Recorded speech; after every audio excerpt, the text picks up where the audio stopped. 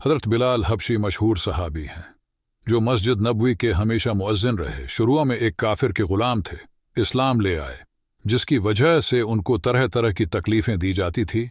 उमैया बिन खलफ जो मुसलमानों का सख्त दुश्मन था, उनको सख्त गर्मी में दोपहर के वक्त तपती हुई रीत पर सीधा लटाकर उनके सीने पर पत्थर की बड़ी चट्टान रख देता था ताकि वो हरकत न कर सकें, और कहता था कि या तो इस हाल में मर जा और अगर जिंदगी चाहिए तो इस्लाम से हट जा।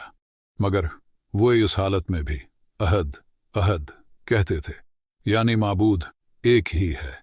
रात को जंजीरों में बांधकर कोड़े लगाए जाते और अगले दिन उन जख्मों को गर्म जमीन पर डालकर और ज्यादा जख्मी किया जाता ताकि बेकरार होकर इस्लाम से फिर जावें या तड़प तड़प कर मर जाएं। अजाब देने वाले उकता जाते। कभी अबू जहल का नंबर आता, कभी उमैया बिन खलफ का, कभी औरों का, और हर शख्स उसकी कोशिश करता कि तकलीफ और देने में जोर खत्म कर दे। हजरत अबू बकर सिद्दीक रज़ियल्लाहु अन्हु ने उस हालत में देखा तो उनको खरीद कर आज़ाद फरमाया। चूंकि अरब के बुत परस्त अपने बुतों को भी माबूद कहते थे, इसलिए उनके मुकाबला में इस्लाम की तालीम तौहीद की थी, जिसकी वजह से हजरत बिलाल की ज़बान पर एक ही एक का विर्द था। ये ताल्लुक़ और इश्क की बात है। हम आम मोहब्बतों में देखते हैं कि जिससे मोहब्बत हो जाती है उसका नाम लेने में लुत्फ़ आता है, बेफ़ायदा उसको रटा जाता है। तो अल्लाह की मोहब्बत का क्या कहना, जो दीन और दुनिया में दोनों जगह काम आने वाली है। यही वजह है कि हजरत बिलाल रज़ियल्लाहु अन्हु को हर तरह से सताया जाता था, सख्त से सख्त तकलीफ़ें पहुंचाई जाती थीं।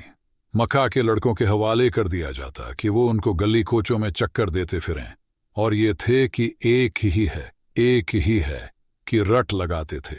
इसका ये सिला मिला कि फिर हुजूर के दरबार में मुअज्जिन बने, और सफ़र में हों या मदीने में हमेशा अजान की खदमत उनके सपुर्द होती। हुजूर सल्लल्लाहु अलैहि वसल्लम के विसाल के बाद मदीना तैयबा में रहना और हुजूर सल्लल्लाहु अलैहि वसल्लम की जगह को खाली देखना मुश्किल हो गया। इसलिए इरादा किया कि अपनी ज़िंदगी के जितने दिन हैं जिहाद में गुजार दूं। इसलिए जिहाद में शिरकत की नीयत से चल दिए। एक अरसा तक मदीना मुनव्वरा लौट कर नहीं आए। एक मर्तबा हुजूर सल्लल्लाहु अलैहि वसल्लम की ख्वाब में ज़ियारत की। हुजूर सल्लल्लाहु अलैहि वसल्लम ने फरमाया, बिलाल, ये क्या जुल्म है, हमारे पास भी नहीं आते। तो आंख खुलने पर मदीना तैयबा हाजिर हुए। हजरत हसन और हजरत हुसैन ने अज़ान की फरमाइश की। लाडलों की दरख्वास्त ऐसी नहीं थी कि इनकार की गुंजाइश होती। अज़ान कहना शुरू की और मदीना में हुजूर सल्लल्लाहु अलैहि वसल्लम के ज़माना की अज़ान कानों में पड़कर कुहराम मच गया। औरतें तक रोती हुई घर से निकल पड़े। चंद रोज़ क़ियाम के बाद वापस हुए और 20 हिजरी के करीब दमिश्क में विसाल हुआ।